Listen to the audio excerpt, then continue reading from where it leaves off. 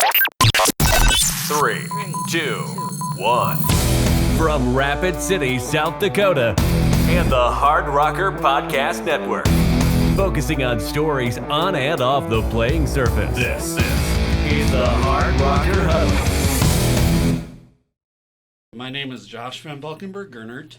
Welcome to the Hardrocker Huddle. Today's guest is Kamryn Scully, the Hardrocker women's track and field team. Thanks for coming on and joining us today. Thank you for having me. Yeah, just kind of getting started. I know you grew up in Deer Lodge, Montana. It's a pretty small town. What was it kind of like growing up there? Oh, it was great. You had a lot of community support because, you grew up with maybe a class size of about 40 people. So if you were lucky, you would have maybe 10 to 20 people that were going to go be athletes of some kind. So you really had a lot of community support behind just going out and being an athlete. It didn't matter what sport you were doing. They wanted to help you be whatever you wanted to be, and they wanted you to fill out the team for their kid too. So I grew up kind of doing it all, I guess you could say. Sure, and you're actually not the only one from Deer Lodge on the team, which is for a small town. That's probably pretty. Did you know Margaret before you got here, or what was? Yeah, so Margaret and I grew up about a block apart. Absolute best friends through grade school, and she came here, and I kind of went, oh, good for you. That's a good match for you. And then she said, no, I think you need to come here. You need to visit, and you need to see Ross Fifley was the pole vault coach at the time. He just stepped away a little bit to start a family, but she said, I think you really need to see what's going on. I think you'd have a lot of fun here. And I was like, I don't know. But then I looked into it, and I visited because of her, and it was obviously a great fit, and I decided to come here. Sure.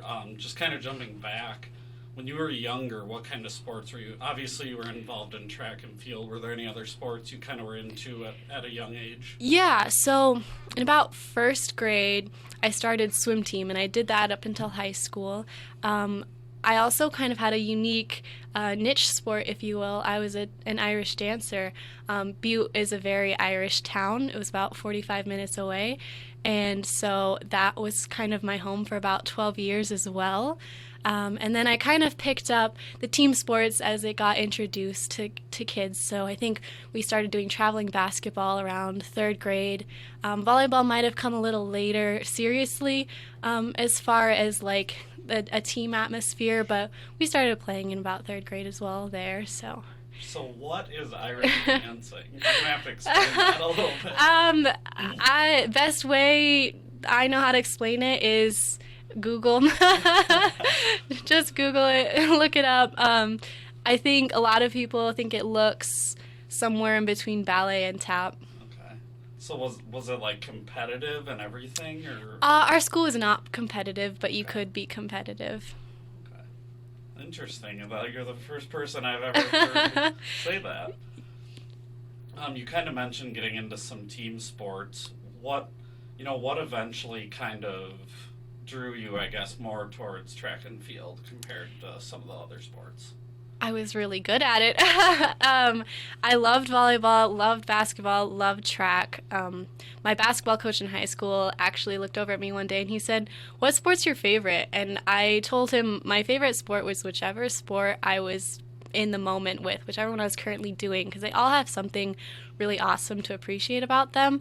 But by about sophomore year, it was pretty clear that I could find a lot of success with track, and then it was just one of those things that the more time you invest in it, the more passionate you become about it. So I'd say track started pulling away a little bit. Sure. So were you in track, volleyball, basketball your whole high school career? Yep, I was. We were a small school, so I actually varsity lettered all 4 years in all three sports.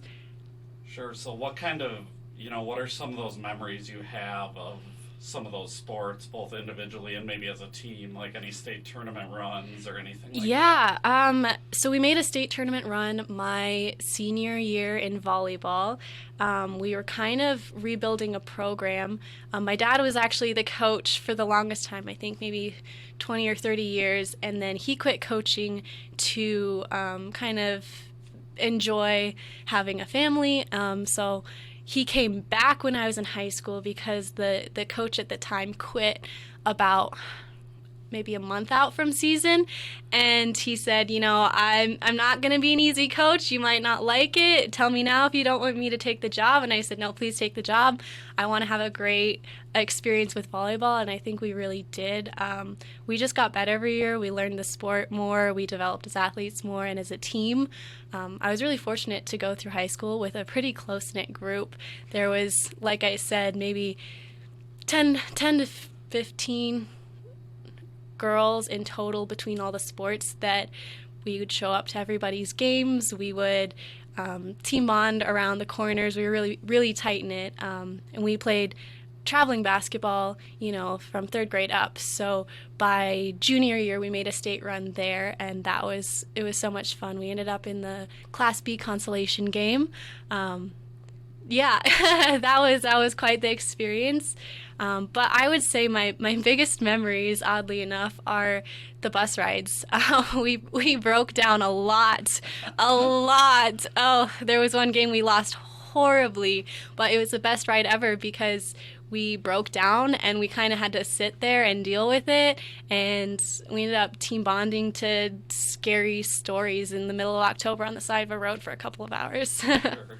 Yeah, you kind of mentioned this a little bit, but some of those successes, in a small town like that, you probably played together with the same females for 10 or 15 years. Oh, we did, definitely. Your group, our group going through, we'd known each other since kindergarten, and we'd played together since third grade.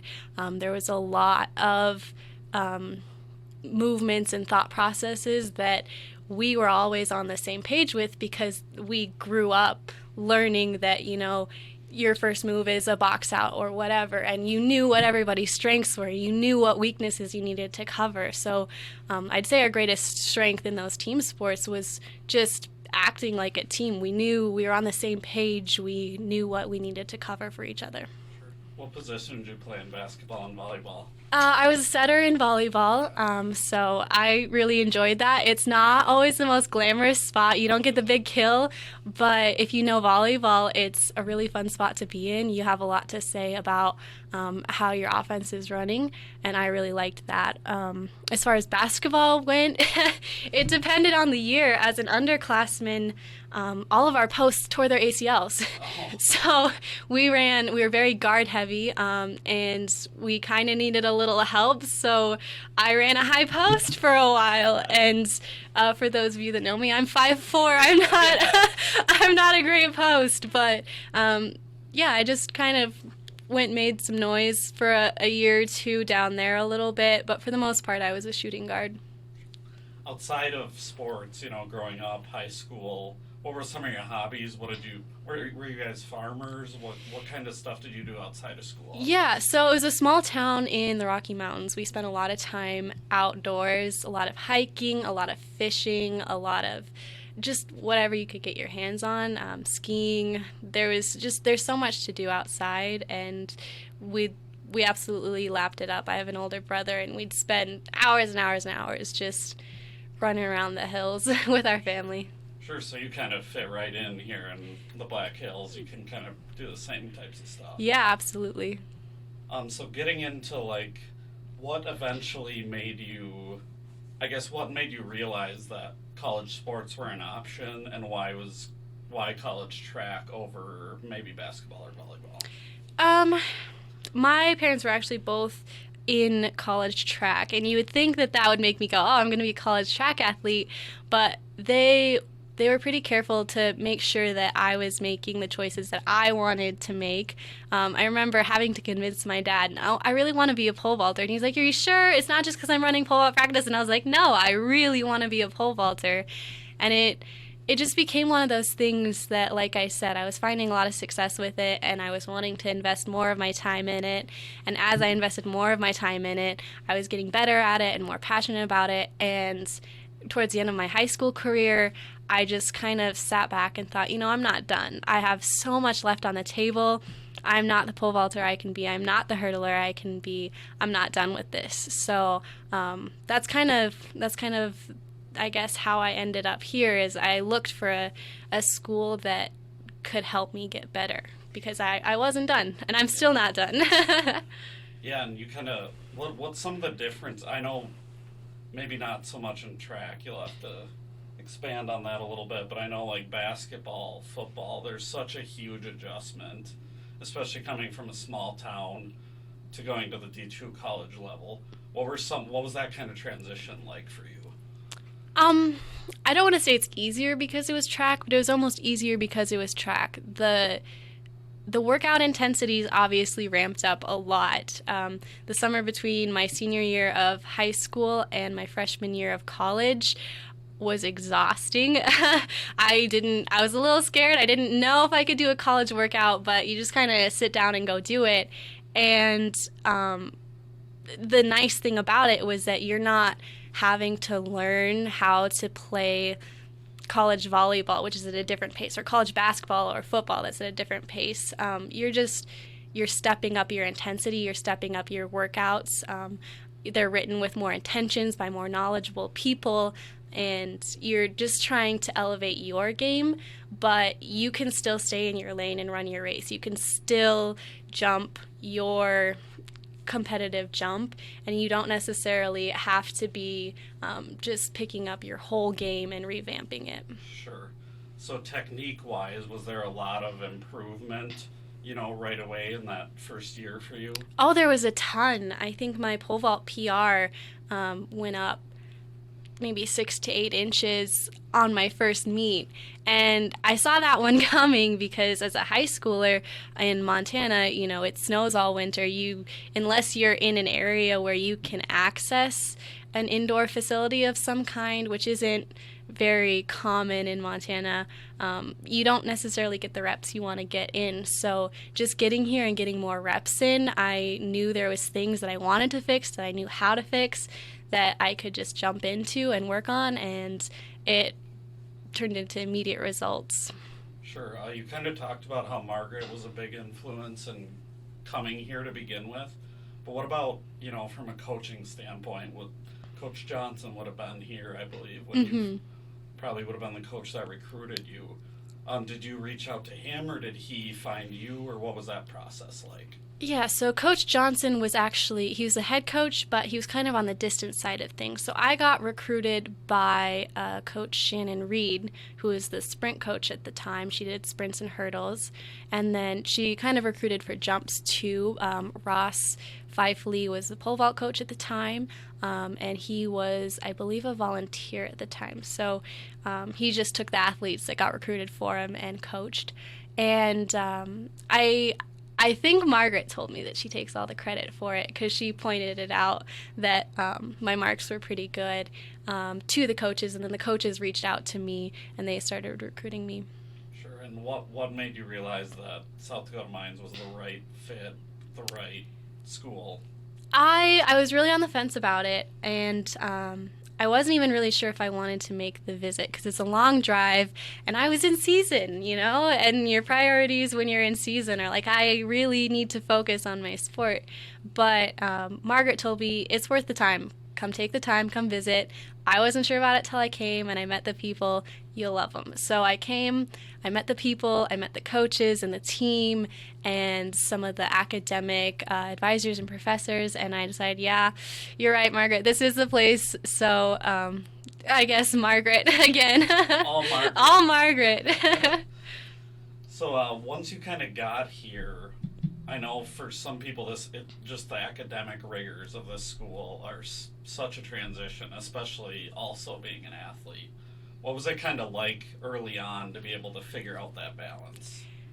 It was definitely a stressful transition. I came from a small town where you could get your homework done in class if you used your time wisely. The only time you really had homework is when you were traveling for a basketball game or whatever. So that was a big transition to having all of that academic load on you, because it is a very rigorous school, and the professors do expect you to do a lot of work, and It was definitely difficult, but it's doable. If you sit down as a freshman and you say, I'm going to do this, and then you ask around for your upperclassmen for advice, when you got stuck, where did you go? What resources did you look for? And just kind of ask questions, because other people have been there before, and commit to getting the work done, then it starts getting easier and easier and easier to do it. Sure. Jumping back, I guess, a little bit, you obviously you grew up in a small town. What was the transition like, just in terms of jumping to Rapid City? Obviously, it's a little bit bigger. Yeah, I'd say the biggest adjustment for me was looking for stoplights. I mean, you take that for granted, but we had one stoplight and you could avoid it. So I'd be rolling into an intersection looking for a stop sign and almost run a red light. The traffic was definitely the biggest one for me, and since coming to Rapid City, I've gone to other places that have big traffic, and so I understand when I came here and people are like, there's no traffic here, but it was a huge transition for me. That's funny. Traffic is the biggest thing. We talked about how you were recruited by Coach Johnson, but you've also gone through a couple of different coaches now for a little bit. Obviously, last year, Dan Hawkinson was interim, and then now Joe Stevens. What was it kind of like to, transition from coach to coach, and what has been, I guess, your relationships with those coaches? As far as head coaches go, they haven't really been my event coaches, so my biggest transitions were when the sprint coaches changed over from Coach Shannon Reed to Coach Uricki to now Coach Stevens is taking it on. And the biggest thing that I learned out of that was just communication. They all have different styles and different backgrounds. And really, as long as you sit down with them and say, here's where I'm at, here's what I have worked on, here's what my weaknesses are, can we address that? They all know a different way to do that. But they don't know what that they're working on unless you come up and talk to them. And they're all more than willing to work with you. If you spend a month and you go, hey, coach, this really isn't working for me. I'm feeling, exhausted all the time, and I never have a good day for as far as the workout goes. They're going to work with you. They'll help you figure it out. They've all been phenomenal coaches in that regard. Has that been a situation that's happened to you where, you've been through a stretch like that? How frustrating is that to go through a month or however long it might be where you're just not seeing improvements? Yeah, it's definitely frustrating. It's something you kind of expect a little bit as a track athlete because you're pushing your physical and mental threshold all the time, and you can't always improve. You're gonna find those plateaus. It's definitely frustrating. I would say the only time you really have to be concerned about it, though, is when you're out of energy, you're starting to get hurt all the time. That's when you have to take a step back and talk to your coaches. And I found myself kind of in that position in what's known as hell semester, just because you had so much going on with school that you couldn't get a day long enough to take care of all of your responsibilities. And by the time you got to practice, you hadn't slept enough, you hadn't ate enough, and it had been months since you had, and your energy just isn't there, and you have these big, huge workouts, and it just kind of snowballed. So at the end of the semester, I believe I had Coach Uricki at that time. We just kind of talked about it and figured out the best way forward. And honestly, a lot of it was alleviated when the academic stress was gone. Sure. What semester was that? Was that last year? It's your first semester junior year in most curriculums. I know if you're a mechanical engineer, it's all year junior year, but for me, it was just fall semester. So it stayed out of the competitive season, so that was good. Sure.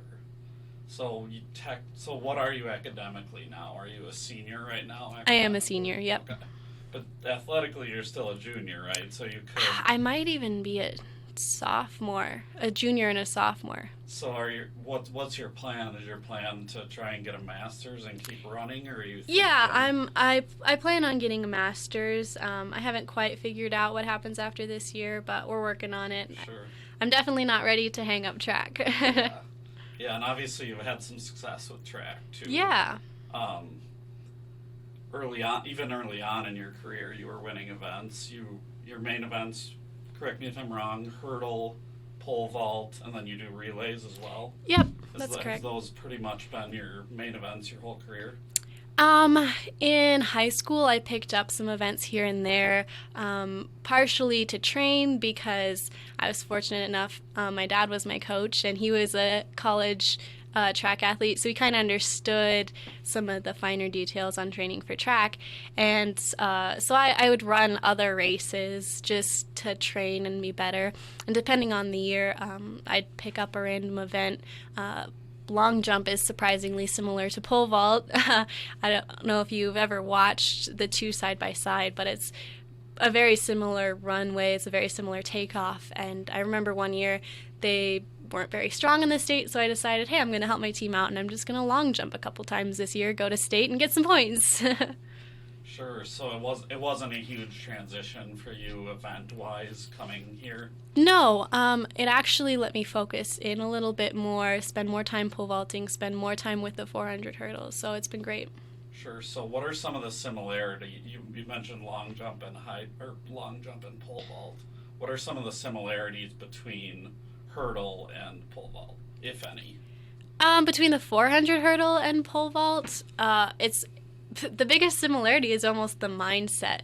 You're not really training the same physical systems. For the 400 hurdles, you need a little more stamina. For pole vault, you want a little more quick twitch. But you both events kind of call for a strong mindset. You know, when you're running up to a box, it doesn't matter how many times you do it, there's a little flutter of like, oh, this is kind of scary. What happens if it goes wrong? And when you run at the last 100 of your 400 hurdles and there's a hurdle coming up, there's that same feeling. So you kind of have to develop a thick skin in your mental state to just push through and be aggressive in a situation that seems like your instincts are kicking in no matter how many times you've done it. Your survival instincts are like, I don't really want to hang around upside down. I might fall on my head. Sure. So what have been some of your, I guess, proudest moments, best events since you got to the college level? I would say the first time I hit a provisional mark in pole vault was really exciting. It was freshman year at indoor conference, and I was jumping really well that day, which was really exciting. I'm more of a, I guess, process-focused person. I want to see the jump get better. I want to hit those technical thresholds, I guess. So that's more exciting almost than the mark that comes out. But it was pretty cool to go, hey, I've worked on this so hard that I've hit a mark that provisionally qualifies me for a national meet. So that was really cool. As far as 400 hurdles go, I would say maybe sophomore year at conference, I broke our school record and placed 4th. Still my fastest race. We're working on chasing that one down this year, but that was a pretty exciting race, and it was exhausting. You get done with the best race of your life on a 400 hurdles, and it takes a solid half hour before you're breathing like a normal human being again. So just going through some of this stuff, it looks like you also beat that pole vault record again last year at indoors. Yeah, so it's actually, the record is held by Erica Keeble. So our school record for indoor is tucked away pretty good. She had a phenomenal indoor season. But yeah, I did re-hit that provisional qualifying mark last indoor season, and I'm hoping to do it again this year, and who knows, maybe we can get ourselves ranked and get to a national meet.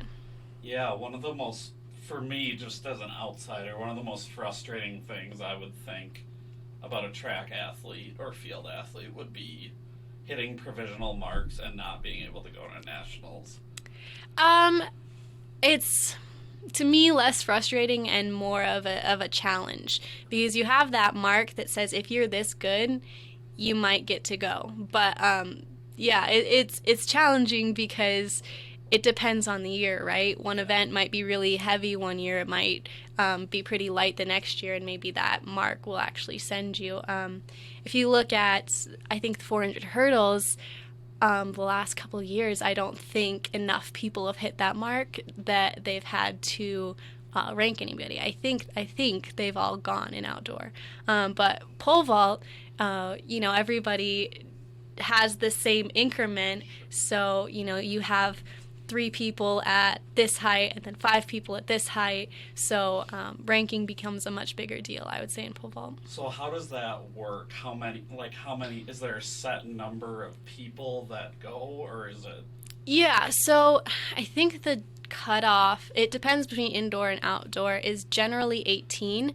But then if you compete in multiple events, they want to make sure that they bring a certain number of athletes to the meet. So then they'll look at, well, who's the next most competitive position, and they might add, so maybe you have 20 pole vaulters because vault's really good that year. Sure. So you could almost benefit by being not just a vaulter, but being... Oh, definitely. Yeah. Involved in other events, too. Yep. So... besides being in track classes, you're a member of the Women's Hardrocker organization. Yes. What is that like? That's been a great experience. So it was started by Cheyenne Bastian, who is now an alumni who played volleyball.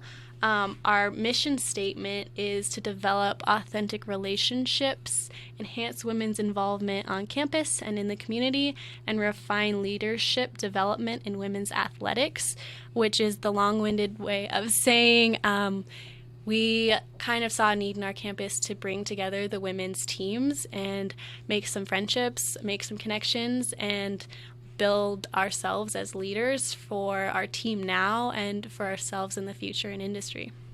Sure. So you're basically the track and field liaison, right? Yes. So we have a couple. I believe Kathy is also a liaison, and then we have, I believe, Sam Smith for the cross-country side of things.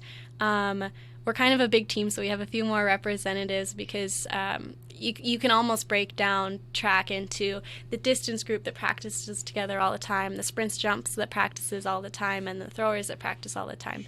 So it's a big group with, I would say, maybe 6 captains per women and per men about, which is 2 for the distance group, 2 for the throws group, 2 for the sprints jumps group.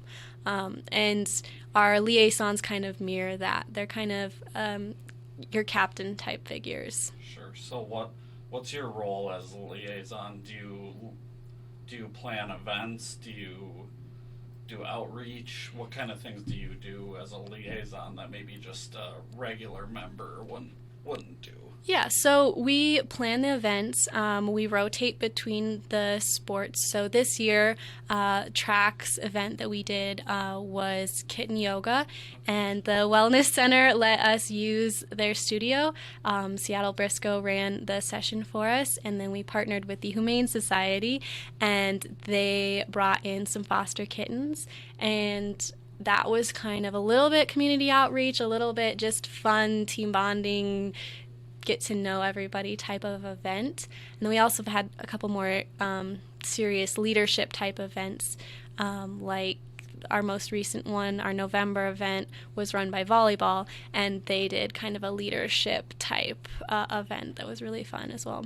Sure, and I don't know has this happened this year. I think in the past when I spoke to Cheyenne, you've even had alumni come and speak to you guys in the past? Yeah, we've had alumni come and speak. We've had, one of my favorite last year's was we had the coaches, the female coaches on campus, kind of talk about their experiences and what they learned as collegiate athletes and as coaches on leadership. We've had the female trainers come in and talk to us about taking care of yourself as an athlete, So we've definitely had some very cool guest speakers since we began last year. Sure. You kind of mentioned the mission statement, but for you personally, I guess what do you hope to get out of it, and what do you hope to pass on to others involved in the organization?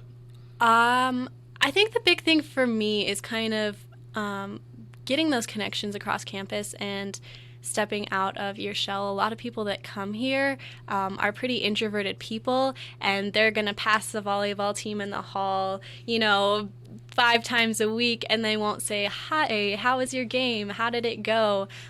So just kind of encouraging that kind of a culture on this campus was a really big thing for me, and I'm glad that I got to be a part of the leadership that said, "Hey guys, let's go to the volleyball game this weekend because we just did yoga with them. Let's go." Yeah, and another thing that was mentioned to me by a previous guest was, with this organization, you, as a female on this campus, you're outnumbered, right? Massively outnumbered. And even in this field, you're probably outnumbered. For sure. So how important is it to make those connections with females before you graduate? Yeah, I would say it's pretty important because once you get into industry, it's a nice contact that you have in maybe another field or another company or something where you just kind of get a little bit of, I don't know what the female version of fraternity is, but whatever the female sorority, yeah. And then,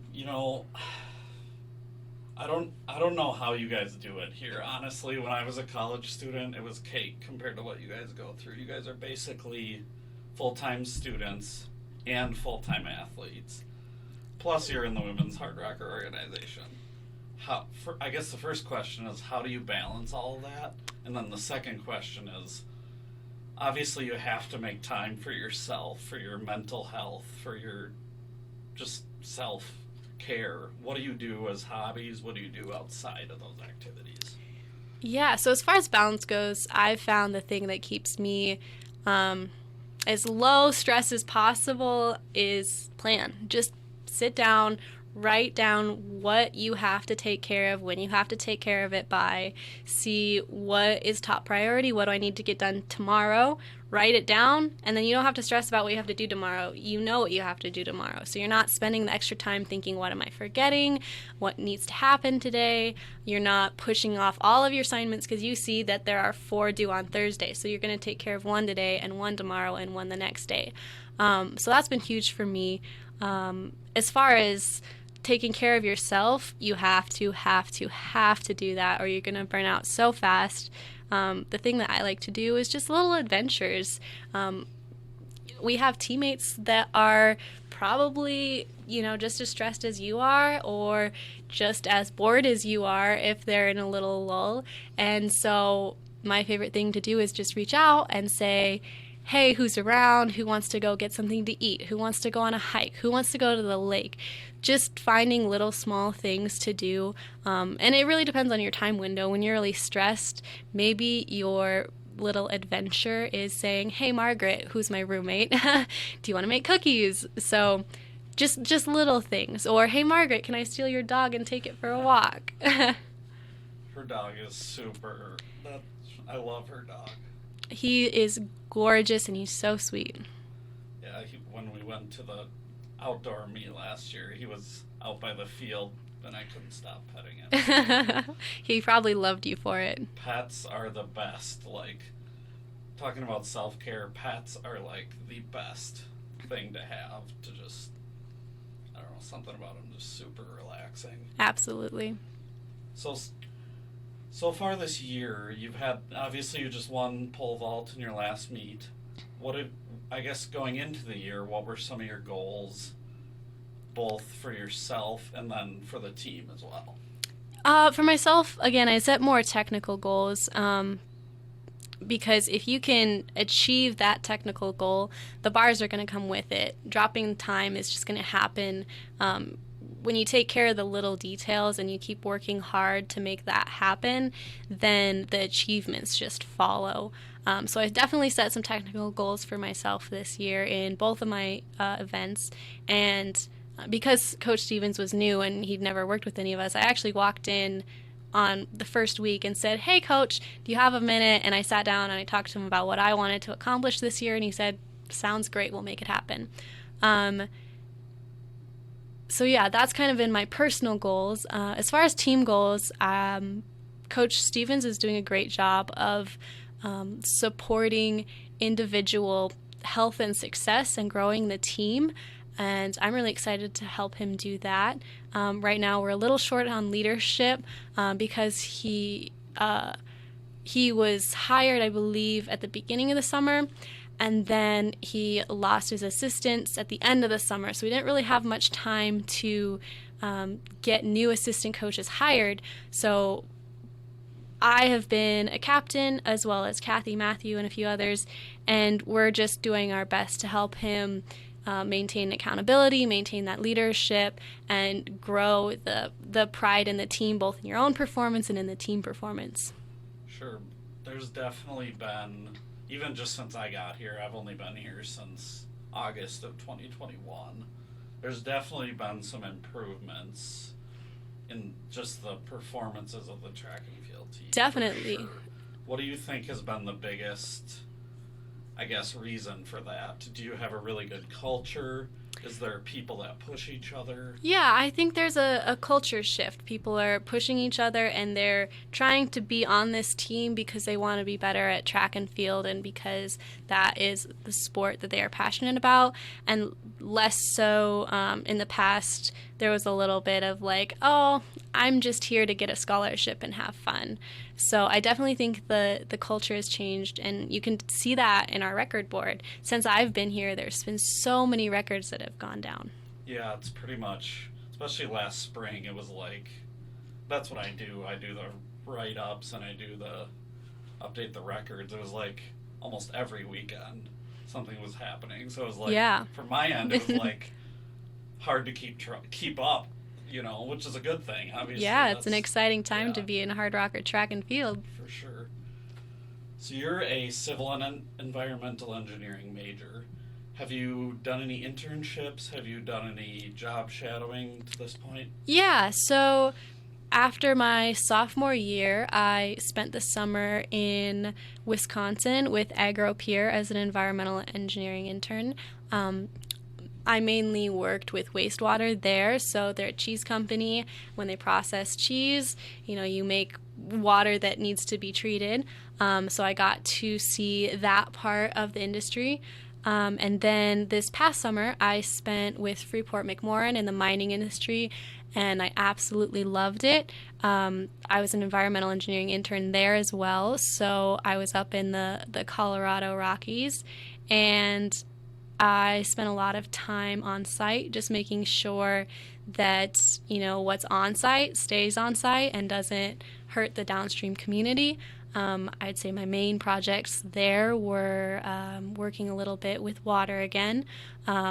They were working on building a water treatment plant so that when they closed, they could treat and discharge water. And so that was a really interesting project. And then I also worked on they made test plots for mine tailings, which are basically the waste rock that you didn't want after you got done processing for the metals.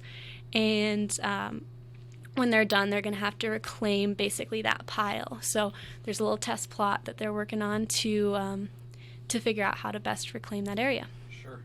So has that factored into what you think you might want to do in the future? Or are you still not sure? Definitely.